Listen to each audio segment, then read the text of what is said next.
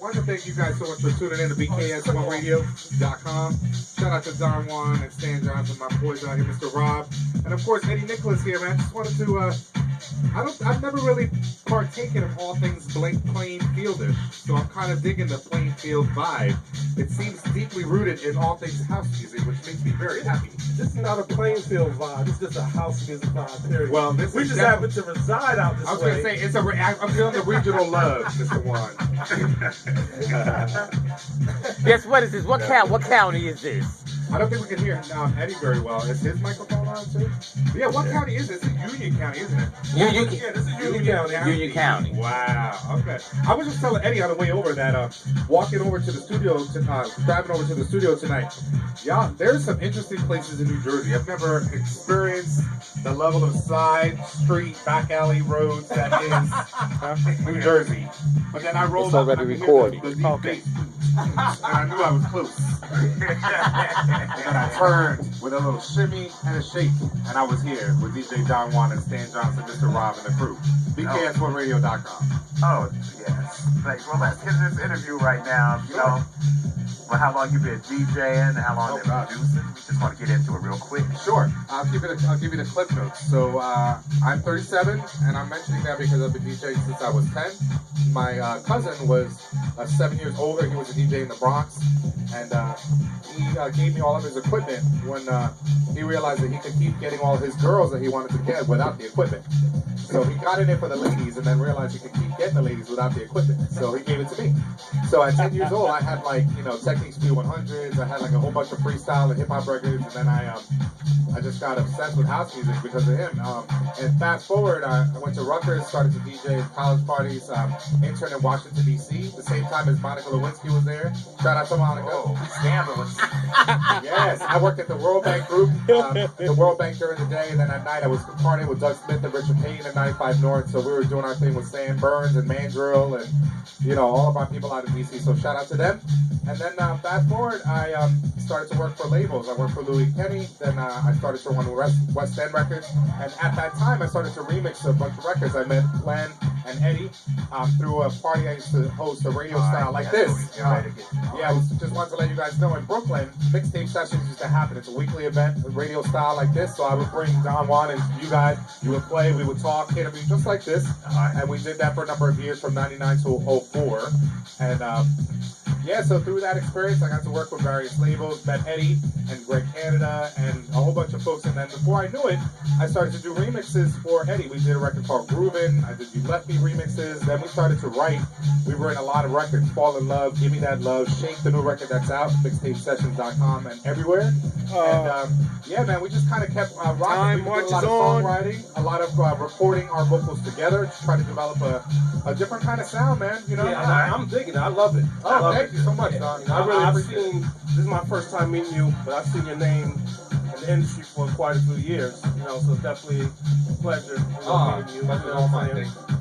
But I definitely love the sound. I'm telling Eddie, I love Shake. I play it all the time. Oh, wonderful. I love hearing that. I have to tell you, I was a little bit trepidatious about Shake because Eddie has such a strong vocal presence, and then his backgrounds were strong too, so that when he and I were writing the song together, I felt strongly about wanting to give him backgrounds of my own.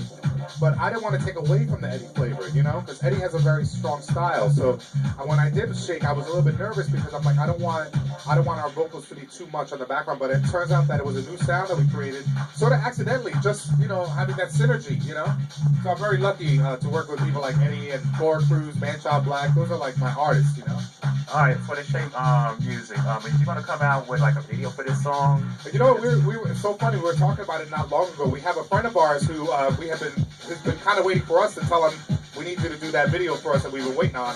And so we're really talking about that. And the funniest part is, how do you conceptualize Shake? There's so many different ways you could take it. But yes, we thought about that.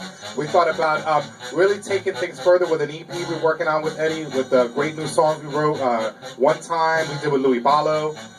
We did Shake actually was for DJN Project. Shout out to Swift for Atlanta. Yes, shout out to DJ Swift. Yeah, so that was for him first, and then we started to jump into South Africa. So shout out to Fale Hood Natives. We did a record with them called This Must Be Love.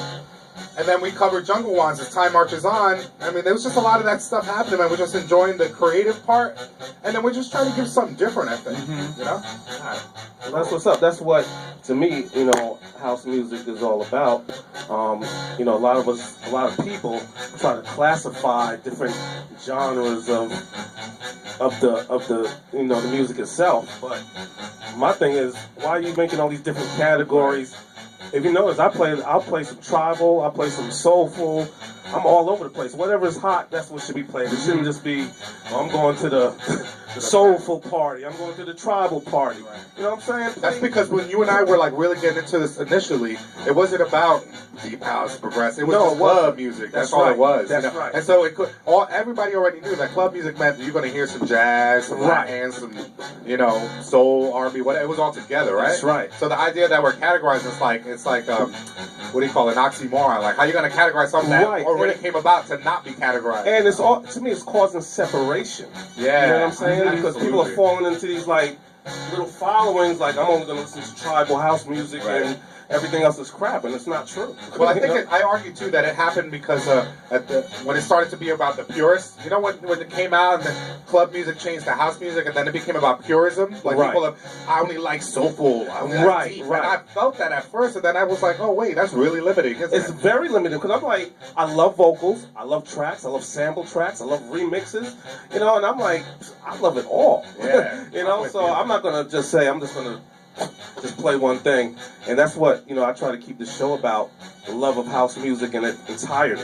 You know what I'm saying? Well, we feeling the love. We got 3 different styles. Myself, Rob, most definitely. you know, we all play, and we all got different styles, and we enjoy each other. Yeah. And you know, the stuff that Rob played that I don't play, and same, you know, Stan. And to me, that's what it's about. I couldn't agree more, man. I think that's part of why Eddie and I and Glenn and others, that we work together and we have like a good bond because we all kind of come from that mindset, man. You know, like we're not trying to, and Rob and I talked about this just earlier, we're not trying to make the top 30 records that all sound like that, you know? Right, exactly. I just, and anybody can do that. Production-wise, then they got these other guys, they just copying what, you know, they hear somebody else doing. Just be I love Eddie's stuff because it doesn't exactly sound like anything that's going on out there, especially when he's talking about his vocals. Yeah. You know what I'm saying? He has a very unique sound. Yeah. So I understand what you're saying about not wanting and Don, that's what we really try to do. We try to come up with different sounds, unique sounds, something that's a little bit different from the norm. Because again, as Adam was saying, everything is always labeled when it's just about putting out good music. Exactly, and that's what it should be about. And that's what we're trying to do here, bring good DJs, good artists. And I really enjoyed and loved your set tonight. Oh, thanks so much, man. Well, you know, I enjoyed the set too because he shocked me by playing one of my early cuts. All right, there he pulled that one out of the closet. Well, in celebration of Shake, man, I have to let people know where you kind of started from. Yeah, you know? That's right. That's right. Yeah, so I just wanted to let people know, of course, about mixtapesessions.com. We have great interviews, free podcasts, over 100 of them. We have a lot of great releases coming out. 2014 is going to be bananas. Check out great new records. I got a new one coming out with Josh Milan. I'm working on my 3rd album. We got Shay coming out, a new EP called Do You Want to Dance? Eddie, can you let them know about that Do You Want to Dance EP? What kind of records what kind of sounds can you expect? Well, Do You Want to Dance is going to be a accumulation of a whole bunch of stuff that Adam and I have written together. One song he had spoke about earlier was One Time by Louis Ballo. Louis Ballo did that track. Oh my God, what was that hot old track he did? Oh, help me, Adam. Help me out. Love Commandments. Oh, yes. Okay. That's a great record. He did Love Commandments. So, you know, when he approached me... Giselle Jackson. Yes, Giselle Jackson. When he approached me back in regards to that, Adam and I were very anxious. And we did a beautiful track. So that, I redid Was That All It Was, that classic by Gene Carn. We did that. Yeah. We have some other stuff. Is There Love?